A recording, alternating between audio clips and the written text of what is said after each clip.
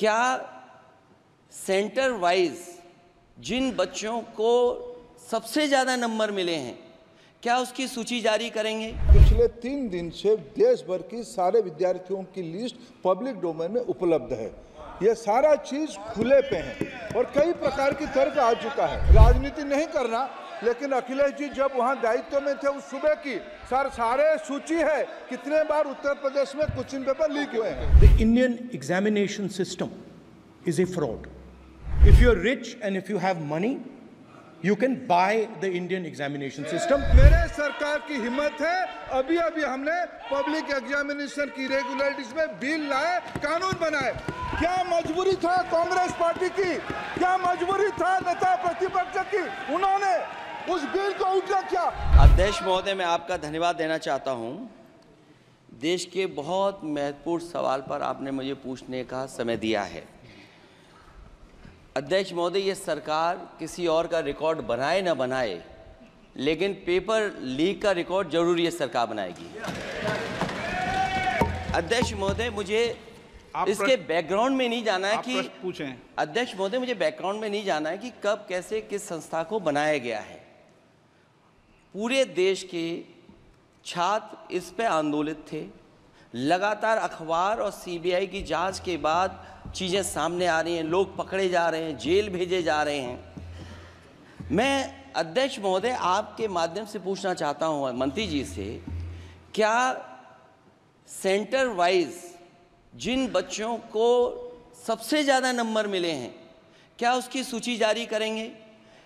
30,000 सीटें जहाँ हैं, कई सेंटर अध्यक्ष महोदय ऐसे हैं जहाँ 2,000-2,500 बच्चे पास हो गए हैं।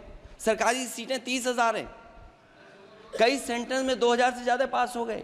कई प्रदेश के ऐसी जगह है जहाँ पर कुछ सेंटर से 600 से 650 से ज़्यादा सबसे ज़्यादा नंबर हैं।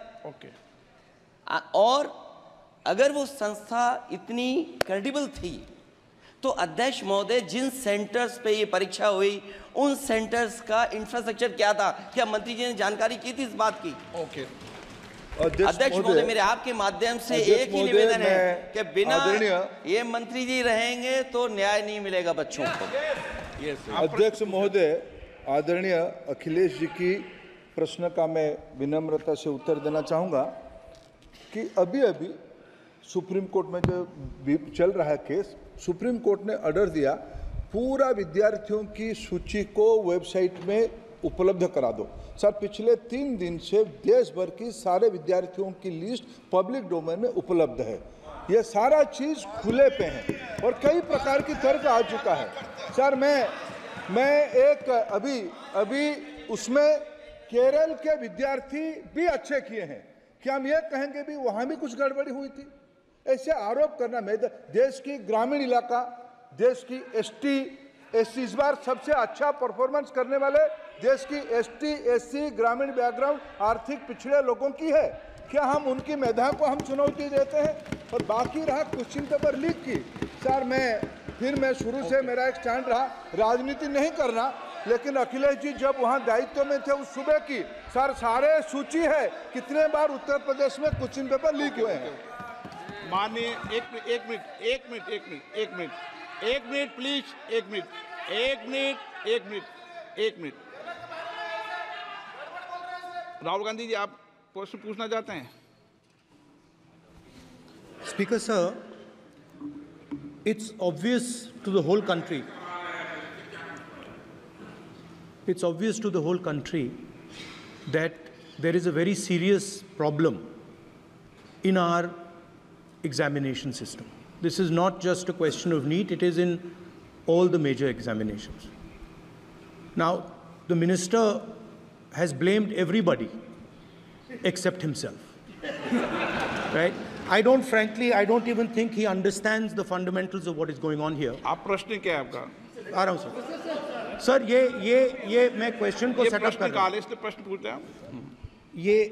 The issue is that there are millions of students in this country who are extremely concerned at what is going on and who are convinced that the Indian examination system is a fraud. That is what is at stake here. millions of people believe that if you are rich and if you have money, you can buy the Indian examination system. And by the way, and this is the same feeling that the people in the opposition have. And that is why we are asking some very simple questions to Honorable Minister. Number one, as this is a systemic issue, what exactly are you doing to fix this issue at a systemic level? Yes. That's the first question. Okay, question में चल रहा है अभी। Please. अब मैं मंत्री जी, मैं एक बार बोल दूं इस बात पे।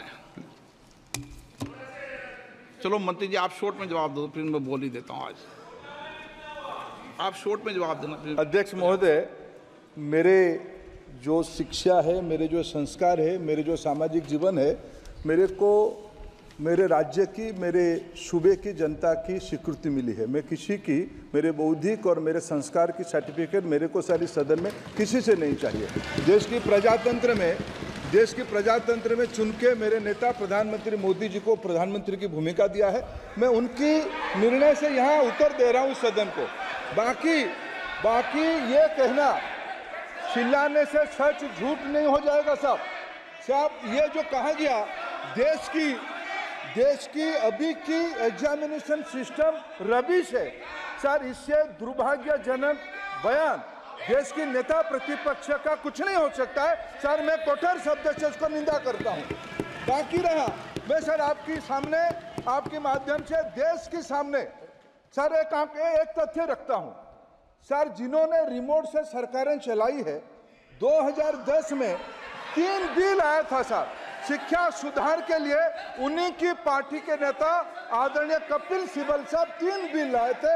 उसमें से एक बिल था एजुकेशन, उसमें एक बिल था prohibition of unfair practice bill 2010, जिसकी उद्देश्य एजुकेशन इंस्टीट्यूशन में माल प्रैक्टिस को बंद करना। सर मेरे सरकार की हिम्मत है, अभी हमने पब्लिक एग्जामिनेशन की रेगुलरिटीज में बिल लाए, कानून बनाए। क्या मजबूरी था कांग्रेस पार्टी की, क्या मजबूरी था नेता प्रतिपक्ष की? उन्होंने उस बिल को उल्टा किया, किसके दबाव में उल्टा किया? क्या निजी मेडिकल कॉलेज की दबाव में, उनकी घूसखोरी की दबाव में उन्होंने उस बिल को उल्टा किया था? सच सुनने की सामने ही है ये। मैं किसी की विद्वता पे प्रश्न नहीं उठाता हूं, लेकिन सच 2010 में शिक्षा सुधार की बिल उन्हीं की सरकार ने लाया था, दबाव में उन्होंने उल्टा किया। ये हमको प्रश्न पूछते हैं। न्यूज नेशन अब व्हाट्सएप पर खबरों की ताजा अपडेट के लिए न्यूज नेशन के इस QR कोड को स्कैन करें।